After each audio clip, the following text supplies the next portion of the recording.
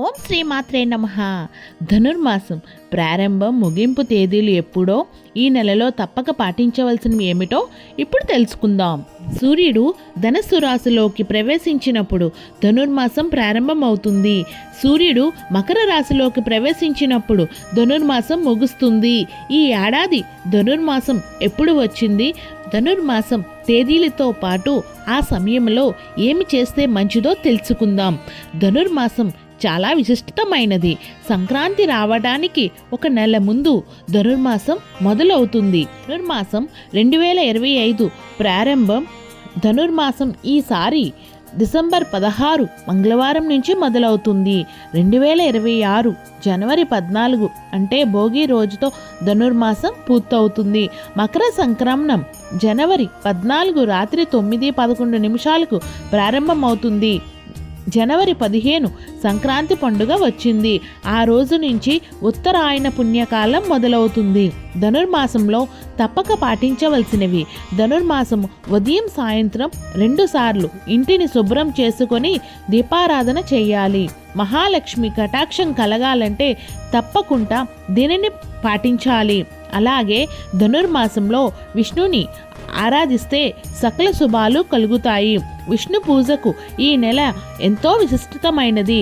తిరుమలలో ధనుర్మాసం నెల రోజులు సుప్రభాతానికి బదులుగా తిరుప్పావై గానం చేస్తారు. విష్ణు ఆలయాలలో ఉదయాన్నే అర్చనలు చేసి నివేదన సమర్పిస్తారు. వాటిని పిల్లలకి పంచిపెడుతూ ఉంటారు. దీనినే బాలభోగం అని అంటారు. ధనుర్మాసంలో స్నానం, దానం, వ్రతం, హోమాలు ఎంతో ప్రత్యేకత ఉంది. వీటిని ఆచరించిన వారికి ఎంతో శుభం కలుగుతుంది.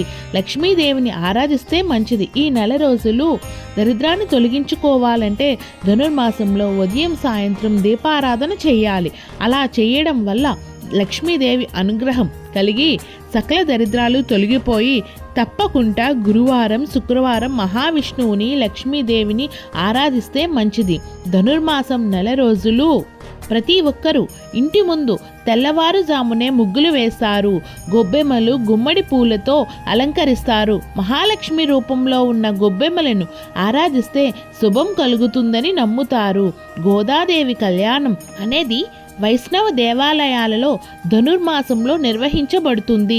ధనుర్మాసం చివరి రోజున గోదాదేవి రంగనాథ స్వామి వారి వివాహాన్ని జరుపుతారు. విష్ణు ఆజ్ఞ మేరకు లక్ష్మీదేవి భూలోకంలో గోదాదేవిగా అవతరించారని అంటారు. ధనుర్మాస వ్రతాన్ని ఆచరించినట్లయితే గోదాదేవి, కృష్ణుడు లేదా రంగస్వామి వారిని పూజించాలి. ఓం నమో భగవతే వాసుదేవాయ అనే మంత్రాన్ని ప్రతిరోజు 108 సార్లు చదివితే సుఖ సంతోషాలు, అష్టైశ్వర్యాలు కలుగుతాయి. ఓం శ్రీ మాత్రే నమః. Please subscribe. Thank you for watching.